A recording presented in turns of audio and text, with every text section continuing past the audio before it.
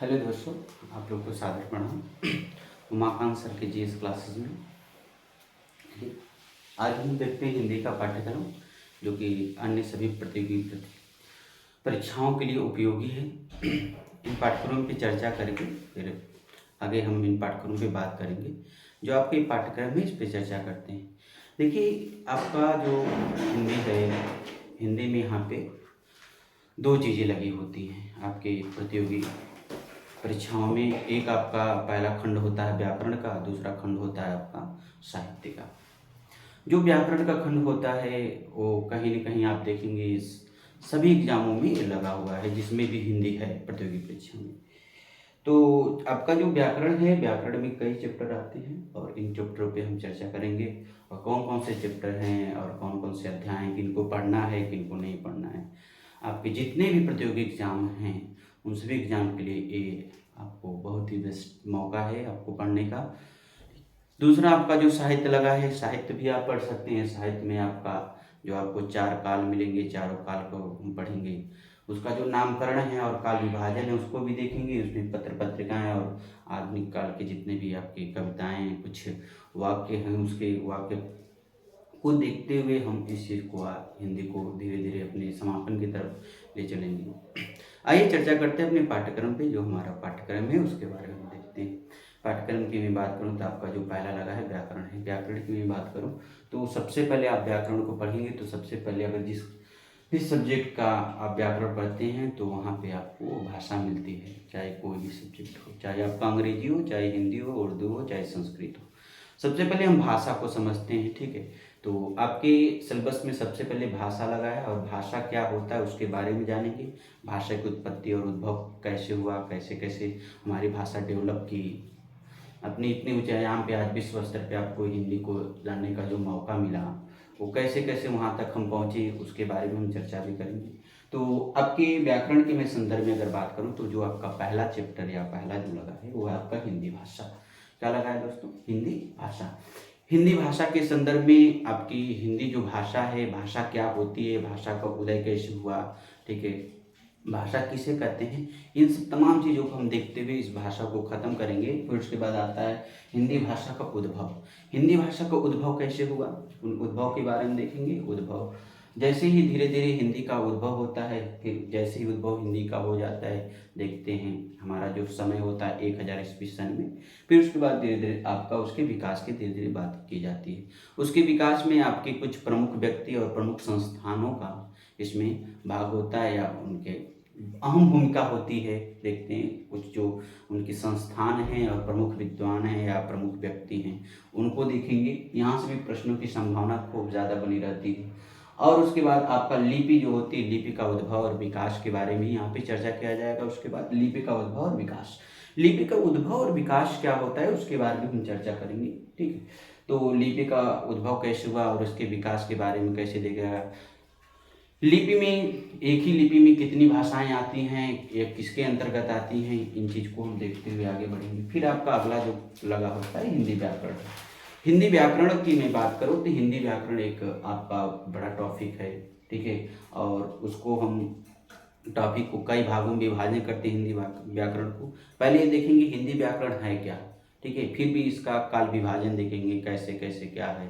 इन चीज़ों को देखते हुए हिंदी व्याकरण में हम सबसे पहले आपका देखते हैं वर्णमाला। क्या देखते हैं? वर्णमाला। और जो आपकी ये वर्णमाला है दो भागों में विभाजित है। और इसका जो पहला भाग है वो है आपका स्वर और जो दूसरा भाग है वो है आपका व्यंजन, ठीक है। स्वर आपकी हिंदी में कितने होते हैं? 11। और जो आपके मूल व्यंजन वो आपके 33 हैं, उनके बारे में हम चर्चा करेंगे, ठीक है। स्वरों का विभाजन करेंगे, स्वर को अन्य उसके भाग को देखेंगे। फिर उसके बाद आपके व्यंजन का भी विभाजन करेंगे। व्यंजन का विभाजन यहाँ पे दो भाग में होगा, एक वाह्य में होगा, एक आंतरिक में होगा।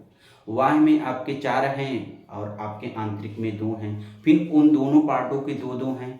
उन सबको हम देखते हुए वर्णमाला खत्म करेंगे। फिर उसके बाद आगे देखेंगे हम क्या भैया, वर्ण विच्छेद, ठीक है। वर्ण विच्छेद क्या होता है, वर्ण विच्छेद पे हम चर्चा करेंगे, ठीक है। वर्णों का विक्षेपण कैसे होता है, वर्ण कोई भी अगर शब्द है तो उसका विक्षेपण करना है तो कैसे हम उसका विक्षेपण करेंगे अलग अलग भागों में, उनको भी देखेंगे क्योंकि यहाँ से भी प्रश्न खूब बनते हैं वर्ण विच्छेद। वर्ण विच्छेद से एक आध दो प्रश्न आपके यहाँ मिलते रहते हैं। अगला यही वर्णमाला की आपके हिंदी व्याकरण की अगला भाग है संधि। ठीक है दोस्तों, संधि क्या होती है और संधि के बारे में जानेंगे। संधि का उदय कैसे हुआ, संधि कहाँ से आई, संधि किस भाषा का शब्द है, तमाम इन चीज़ों को संधि के बारे में हम देखते हुए चलेंगे। संधि की परिभाषा क्या है, ठीक। फिर आगे वही आपका जुड़ा है समास। ठीक है, समास के बारे में देखेंगे, समास का उदय कैसे हुआ, समास क्या चीज़ है, समास के बारे में, समास की परिभाषा, समास कितने होते हैं, क्या है, क्या इसके भेद हैं, इन बारे में हम चर्चा करेंगे। फिर उसके बाद आपका आएगा रस। ठीक है, रस क्या है, रस की निष्पत्ति कैसे हुई, रस का उदय कैसे हुआ, रस होता क्या है, रस के अन्य भागों की हम चर्चा करेंगे।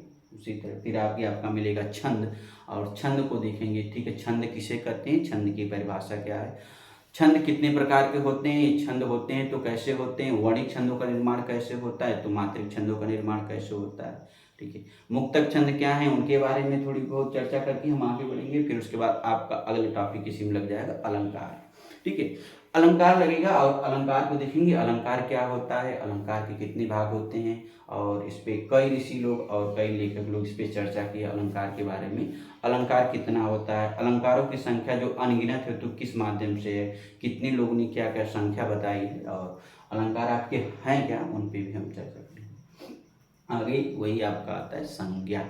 ठीक है, इन सबको देखते हुए फिर आगे हम पढ़ेंगे संज्ञा। संज्ञा है क्या, संज्ञा किसे कहते हैं, संज्ञा के भेद कितने हैं, और यहाँ से भी आपके प्रश्नों की संभावना खूब बनी रहती है संज्ञा से। और संज्ञा जो आपका एक नाम की भांति है, उसको हम चर्चा करेंगे। संज्ञा के बाद जस्ट हम सर्वनाम पढ़ेंगे। सर्वनाम क्या है, सर्वनाम के बारे में देखेंगे। सर्वनाम को कैसे देखा जाए, क्या है सर्वनाम के बारे में हम पता करेंगे। फिर उसके बाद आप क्रिया पढ़ेंगे, उसके बाद जस्ट क्या पढ़ेंगे, क्रिया। क्रिया के बाद आप पढ़ेंगे विशेषण या विशेष्य। ठीक है, विशेषण में इसी को आप पढ़ेंगे, क्रिया विशेषण आपके जितने भी इसमें हैं, क्रिया विशेषण है, विशेषण है, विशेष्य है, प्रविशेषण है, क्या है इनके बारे में पढ़ेंगे।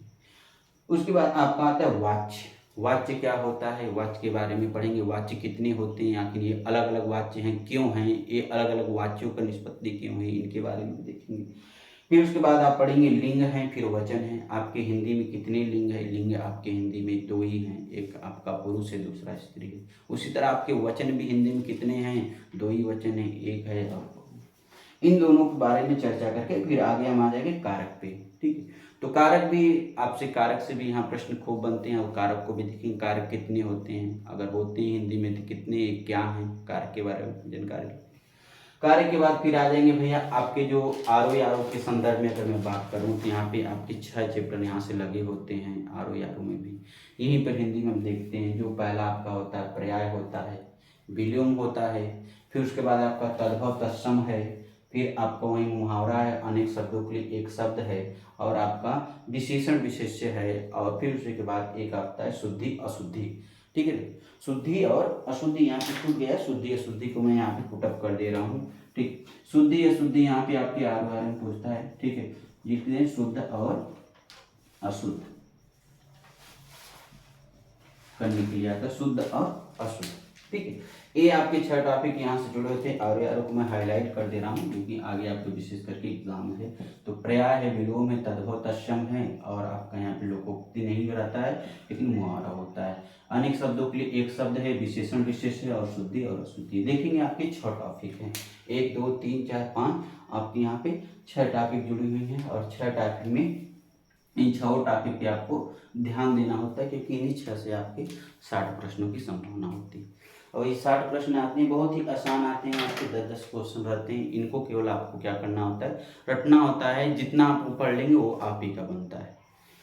आगे हम देखते हैं, इसमें जो समझाने वाला चीज था वो विशेषण विशेष उसमें समझते हैं, और शुद्धि और शुद्धि को आगे हम समझते हैं। अगला भी आपका यहीं पे लगा तद्भव तत्सम, देशज और विदेशज। ठीक है, वहीं पे फिर आपका लोकोक्ति और मुहावरा, फिर आगे अनेक शब्दों के लिए एक शब्द, फिर अगला आपका अनेकार्थी शब्द। ठीक है, एक ही शब्द के कितने अर्थ होते हैं उनको देखेंगे। फिर वाक्य प्रयोग देखेंगे, वाक्य प्रयोग क्या आता है, उसी में फिर हम खाली स्थान देखेंगे। ठीक है, खाली स्थान को भरना, जो कि आपके पिछले एग्जाम जो ईसाई हुआ है इसमें ये सब चैप्टर जुड़ा था, खाली स्थान भरने के लिए आया था। ठीक है, वाक्य प्रयोग है, फिर उसके बाद अपठित गद्यांश है, उन गद्यांशों के बारे में, फिर आपका मिलान भी था वहाँ से। इन चीज़ों को हम देखते हुए आगे बढ़ेंगे।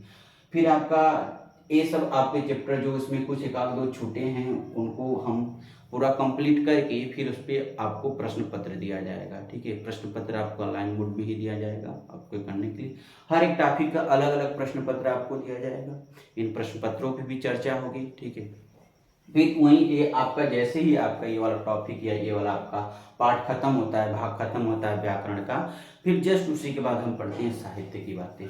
साहित्य में आपका भैया 4 पोर्शन वेरी वेरी इंपॉर्टेंट है, बहुत ही महत्वपूर्ण है। महत्वपूर्ण की मैं बात करूँ तो सबसे पहले आप देखिएगा साहित्य का काल विभाजन क्या होता है भैया, इसका काल विभाजन देखेंगे और काल विभाजन करके तुरंत इसका नामकरण किया जाता है। ठीक है, नामकरण कौन किया और किसने किस काल को क्या नाम दिया उसको हम देखते हुए आगे बढ़ जाएंगे।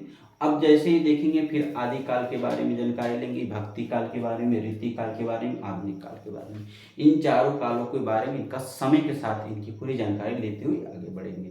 एक काल क्या होता है, समय क्या है, एक क्यों ऐसा काल पड़ा, सभी को देखते हुए फिर आगे आपके एग्जाम में ही जोड़ते हैं पत्र पत्रिकाएं और संपादक। ठीक है, पत्र पत्रिकाओं को देखते हुए जैसे आप देखते होंगे गांधी जी की एक पत्रिका बहुत मशहूर पत्रिका थी हरिजन। हरिजन पत्रिका गांधी जी के जैसे बार बार कई एग्जाम में घूमती फिरती है। भारत मित्र किसकी पत्रिका है, हरिजन की पत्रिका है।